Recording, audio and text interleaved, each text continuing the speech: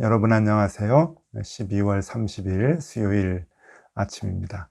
하나님께서 오늘 우리에게 참 좋은 날 허락해 주셨는데 하나님의 말씀 보면서 함께 시작하도록 하겠습니다. 스가랴서 14장 1절에서 11절까지 말씀입니다. 여호와의 날이 이르리라. 그날에 내 재물이 약탈되어 내 가운데서 나누이리라. 내가 이방 나라들을 모아 예루살렘과 싸우게 하리니 성읍이 함락되며 가옥이 약탈되며 부녀가 욕을 당하며 성읍 백성이 절반이나 사로잡혀 가려니와 남은 백성은 성읍에서 끊어지지 아니하리라. 그때 여호와께서 나가사 그 이방 나라들을 치시되 이왕의 전쟁 날에 싸운 것 같이 하시리라. 그날에 그의 발이 예루살렘 앞 곧 동쪽 감람산에 서실 것이요 감람산은 그 한가운데가 동서로 갈라져 매우 큰 골짜기가 되어서 산 절반은 북으로 절반은 남으로 옮기고 그 산 골짜기는 아셀까지 이를지라. 너희가 그 산 골짜기로 도망하되 유다 왕 우시야 때에 지진을 피하여 도망하던 것 같이 하리라. 나의 하나님 여호와께서 임하실 것이요 모든 거룩한 자들이 주와 함께 하리라. 그 날에는 빛이 없겠고 광명한 것들이 떠날 것이라. 여호와께서 아시는 한 날이 있으리니 낮도 아니요 밤도 아니라 어두워 갈 때에 빛이 있으리로다. 그날에 생수가 예루살렘에서 솟아나서 절반은 동해로 절반은 서해로 흐를 것이라. 여름에도 겨울에도 그러하리라. 여호와께서 천하의 왕이 되시리니 그날에는 여호와께서 홀로 한 분이실 것이요 그의 이름이 홀로 하나이실 것이라. 온 땅이 아라바 같이 되되 게바에서 예루살렘 남쪽 림몬까지 이를 것이며 예루살렘이 높이 들려 그 본처에 있으리니 베냐민 문에서부터 천문자리와 성모퉁이 문까지 또 하나넬 망대에서부터 왕의 포도주 짜는 곳까지라. 사람이 그 가운데에 살며 다시는 저주가 있지 아니하리니 예루살렘이 평안히 서리로다. 아멘. 여러분 오늘부터 다시 또 추워진다고 하는데 건강 조심하시기 바랍니다. 어제는 좀 많이 놀라셨죠? 우리 편지 하지 않은 필름이 그냥 이렇게 나가서 여러분 좀 당황하셨을 텐데 여러분들 또 그것도 또 좋게 봐주셔서 또 얼마나 감사한지 모르겠습니다. 우리 올해 이제 모여서 예배를 드리지 못하고 비대면 예배를 드리다 보니까 교회에서 이 영상을 많이 찍고 또 제작을 하는 편집을 하는 일이 너무나 많아졌습니다. 우리 교회에서도 이제 담당하시는 분들이 계시는데 우리 또 실장님께서 연말에 또 일이 이렇게 많아져서 많이 이렇게 어려워하고 있는데 여러분 이해해 주셔서 너무 감사드리고요. 또 많이 또 격려해 주시고 응원해 주시면 좋겠습니다. 실장님 요건 자르지 마세요. 네. 자, 스가랴서 마지막 장을 오늘 이렇게 같이 보게 됩니다. 이제 연말 이제 이틀 남았는데요. 오늘하고 내일 14장을 보는데 참 이렇게 의미 있는 하나님의 말씀입니다. 언뜻 보면은 이것도 좀 어려운 내용들이 많이 있는데 하나하나 좀 살펴보면은 참 스가랴가 매우 치밀하게 정확하게 기록을 해주고 있구나 라고 하는 생각을 하지 않을 수 없습니다. 근데 이게 스가랴 생각이 아니고 하나님이 하시는 거죠. 하나님이 우리에게 보여주시고 스가랴를 통해서 말씀하시는 그런 내용입니다. 자, 한번 정리해 보면은요. 1장에서 8장까지는 환상을 보여줍니다. 그래서 환상 얘기를 쭉 하죠. 이상한 환상들 이야기를 쭉 하는데 그것도 하나하나 의미가 있는 것을 우리가 이제 살펴봤고요. 9장에서부터는 이제 메시아에 대한 예언이 하나씩 나옵니다. 우리 9장은 겸손의 왕으로 오시는 예수님에 대해서 이제 예언하는 것을 우리가 들었고요. 그 다음에 10장과 11장은 선한 목자로 예수님께서 오신다 하는 말씀을 우리가 함께 봤습니다. 그리고 12장은 사도행전 1장의 모습과도 같이 성령의 임재가 있을 것이다. 성령의 임재가 오셔서 그 성령이 우리를 다스릴 것이다. 우리를 선한 길, 진리로 안내할 것이다 하는 말씀에 대한 예언을 우리가 봤습니다. 그리고 이제 어제 13장에서는 예수 그리스도의 보혈의 능력, 십자가에 못 박히셔서 흘리시는 그 보혈이 우리를 구원하게 하는 참된 길이다라고 하는 것을 우리가 이제 같이 봤습니다. 그러고 보면은요, 이 스가랴서 10장은 요한복음 10장과 연결이 돼 있다 그랬고요. 그 다음에 스가랴서 12장은 사도행전 1장과 어떻게 보면 사도행전 전체와 연결이 돼 있다고 이제 볼 수가 있습니다. 그리고 어제 본 그 그리스도의 보혈의 피, 그 피의 능력, 이 말씀은 신약 성경에 있어서 복음서하고 연결이 됐다고 볼 수가 있는 거죠. 오늘은 14장인데요. 오늘은 이 14장은 신약 성경이 어디하고 연결이 되어 있을까 생각을 해보면요. 여러분, 요한계시록과 연결이 되어 있다고 보면 정확합니다. 요한계시록이 굉장히 길죠. 분량이 1장에서 22장까지 이렇게 기록이 되어져 있는데 그 요한계시록의 전체의 내용이 스가랴서 14장 한 장으로 요약이 되었다라고 보시면 제일 정확합니다. 그러니까 이 스가랴서에서 이제 그 클라이막스로 막 이제 치닫게 되는데요. 환상을 먼저 보여주고 장차 오실 메시아에 대한 이야기들을 쭉 예언을 하다가 그 메시아가 오시는 목적과 그 메시아로 인해서 이루어지는 메시아 왕국, 결과적으로 하나님께서 이 땅에서 다시금 재건하고자 하는 그 메시아 왕국에 대한 이야기를 맨 마지막에 해주고 있습니다. 결론적으로 해주고 있는데, 이제 그 말씀의 그 내용으로 이제 점점 치달아 이제 올라가면서 하나님의 본래의 뜻, 스가랴가 예언하고자 하는 그 본래의 메시아 왕국에 대한 모습을 우리에게 보여주고 있는 것이죠. 그것을 이제 오늘과 내일 어떻게 보면은 요한계시록의 전체 내용을 오늘과 내일 짧은 시간에 우리가 볼 수 있게 된다고 여겨집니다. 자, 이제 내용을 보면은요, 스가랴 선지자가 그 예언을 하는 내용은 성전의 재건이죠. 성전의 재건, 그러니까 바벨론 포로에서 다시금 이제 그 돌아와서 예루살렘으로 귀환을 한 다음에 무너진 성벽과 무너진 성전을 보면서 애통해하고 이제 사람들과 함께 그 성전을 재건하고 성벽을 다시금 축조해 나가는 이제 그러한 그 모습에서 스가랴 선지자가 예언을 하고 있는데, 결국 이것은 그 무너진 것을 재건하는, 눈에 보이는 예루살렘 성전을 다시금 재건하는 것이 아니라, 단순한 성벽의 재건을 얘기하는 것이 아니라 메시아 왕국의 재건이라고 하는 것을 이제 슬슬 얘기를 하고 있는 거죠. 정말로 우리가 지어야 할 것은 메시아 왕국이고, 하나님께서 원하시는 것은 바로 그 메시아 왕국이다. 그것을 하나님께서 우리에게 누차 이스라엘 백성들의 모든 역사 속에서 강조하고 지시하고 인도해 주신 것이다 하는 것이죠. 근데 여러분, 사람들은 워낙에 미련해서 그 하나님의 마음을 잘 읽지를 못했습니다. 그래서 몇 차례 멸망당하는 그러한 큰 그 사건을 겪게 되죠.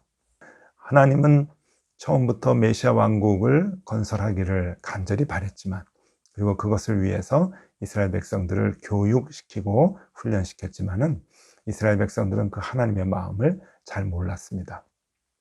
한 몇 가지로 좀 나눠볼 수가 있는데, 처음에는 힘을 가지고 예루살렘 메시아 왕국을 세워야 한다고 생각을 했습니다. 힘을 가지고, 그리고 세상의 능력을 가지고 많은 나라들을 다스리고 지배해야 하나님의 나라가 완성된다고 생각을 했죠. 그래서 그들은 때로는 이방신들까지 섬겨가면서 힘을 갖기를 원했습니다. 그랬던 이스라엘을 하나님께서는 진노하셨죠. 책망하시고 예루살렘을 비롯해서 이스라엘이 북이스라엘과 남쪽 유다가 멸망하도록 그렇게 하나님은 심판을 하셨습니다. 세상의 힘을 의지해서 메시아 왕국을 지으려고 했을 때 하나님의 분노가 있었다라고 하는 겁니다. 또 포로에서 돌아와서 무너진 성벽을 재건하려고 했을 때, 그때는 예루살렘에 있었던 사람들, 이스라엘 사람들이 벽돌을 가지고 성전을 재건하려고 했었습니다. 여러분, 이것도 하나님이 원하시는 건 아니죠. 벽돌을 가지고 성을 견고하게 쌓는다고, 그리고 성벽을 견고하게 쌓는다고 그것이 무너지지 않을 것이라고 생각했던 사람들은 미련한 사람들이었습니다.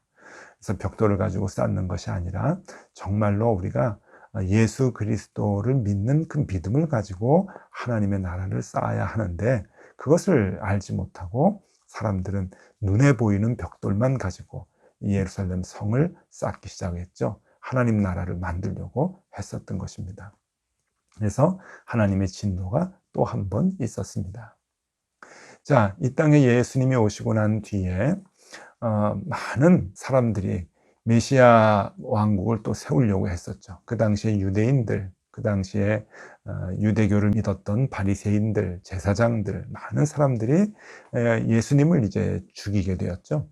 예수님을 죽이는 근본적인 이유가 뭐냐면은 그들도 하나님의 나라를 세우고자 하는 마음이 있었습니다. 근데 방법이 달랐죠. 그들은 자기의 의를 가지고 하나님의 나라를 세우려고 했었고, 율법으로, 그리고 때로는 위선으로 하나님의 나라를 세우려고 했습니다. 그러니까 예수님께서 하나님의 나라를 외칠 때 그것이 이제 눈에 거스렸던 것이죠. 그래서 예수님을 결국 죽이고 자기들의 방법으로 하나님 나라, 메시아 왕국을 세우려고 애를 썼던 것입니다. 이렇게 유대인들은 역사적으로 많은 시행착오를 거쳤어요. 세상의 힘으로 싸우면 메시아 왕국이 이루어질 것이다. 눈에 보이는 벽돌을 가지고 싸우면 이루어질 것이다.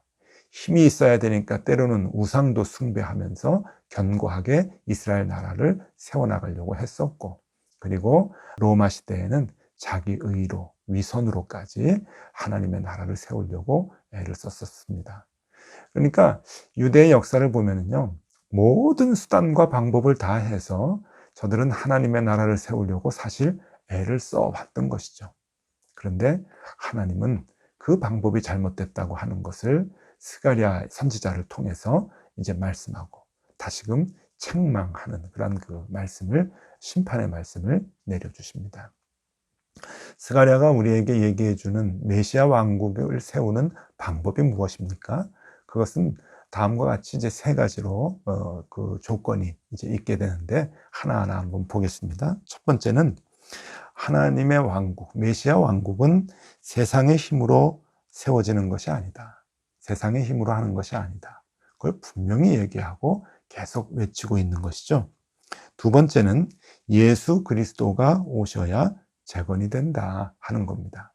예수 그리스도, 그분이 오셔서 우리의 주인이 되어 주실 때, 우리의 주님이 되어 주실 때 메시아 왕국은 세워지게 된다. 여러분, 이름이 메시아 왕국입니다. 그럼 메시아가 계셔야죠. 그 메시아가 계셔야, 왕으로 계셔야 메시아 왕국이 된다 하는 겁니다. 세 번째, 그 메시아는 스가랴 선지자의 예언대로 겸손한 왕, 선한 목자, 또 죽으심으로 그 보혈을 흘리시는 분, 그런 분이 메시아 왕국을 건설하는 거죠.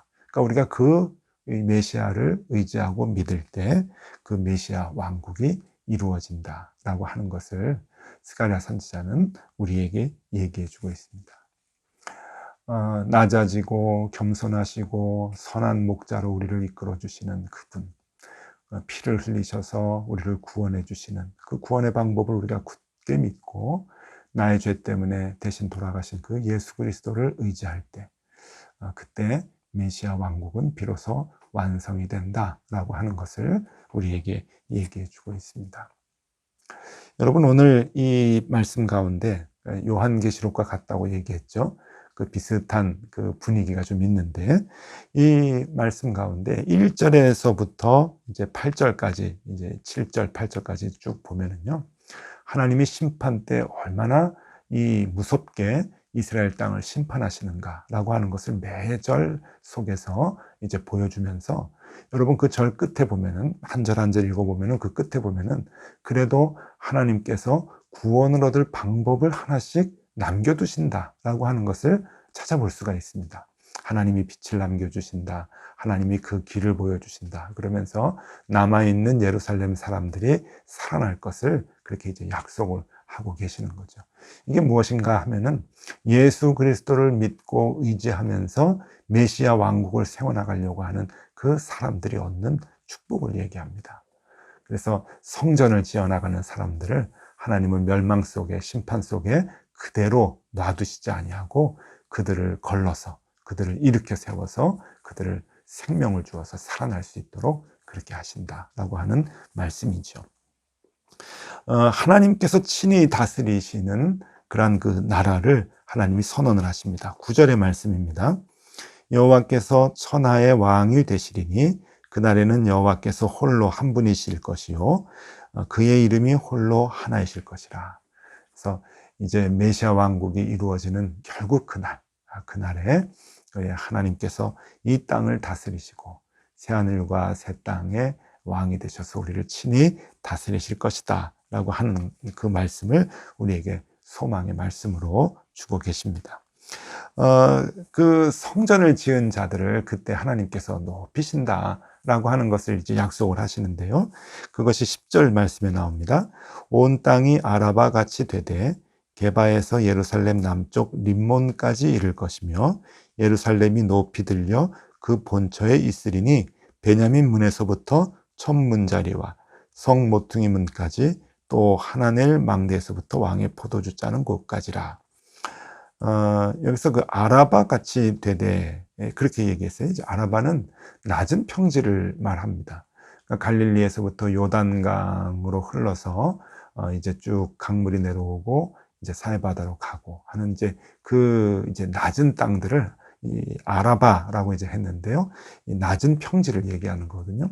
그러니까 모든 땅들이 다 낮아지고 평탄해지는 그때에 예루살렘은 우뚝 설 것이다. 높이 들려서 세워질 것이다. 메시아 왕국이 세워지는 것을 하나님께서 예언하는 것이고 우리의 삶 속에 메시아 왕국을 이루어 나가는 사람들을 하나님께서는 높이 들어서 세워주신다라고 하는 그 약속의 말씀을 우리에게 해주고 있습니다. 자, 오늘 이 깊은 말씀을 한 절 한 절 다 보면 참 좋았겠지만 그러지 못한 것 안타깝게 생각을 합니다. 그러나 여기에 있는 그 말씀에서 분명히 우리에게 주는 메시지 오늘 우리가 기억해야 합니다. 사람들은 눈에 보이는 힘으로 벽돌로 또 자기의 의로 그렇게 메시아 왕국을 세워나가려고 애를 쓰지만 여러분 그건 하나님의 진노함에 이르는 것입니다. 그건 하나님이 좋아하시는 메시아 왕국을 건설하는 방법이 아니죠. 하나님께서는 예수 그리스도를 보내주셔서 그 예수 그리스도의 피 공로 보혈을 의지하는 사람들에게 하나님은 메시아 왕국을 세워 나가실 수 있도록 인도하십니다. 그리고 우리가 그 예수 그리스도의 길을 가는 거죠. 낮은 자로 겸손한 자로 선한 목자와 같이 그러한 삶을 살아나갈 때 우리의 삶 가운데 메시아 왕국이 건설되어 나간다. 여러분 오늘 이거 하나 기억해 주시면 좋을 것 같습니다. 스가랴 선지자를 통해서 우리가 받은 이 말씀대로 메시아 왕국을 내 삶 속에서 하나하나 만들어 나가고 견고하게 쌓아 나가는 저와 여러분이 되실 수 있기를 바랍니다. 기도하겠습니다.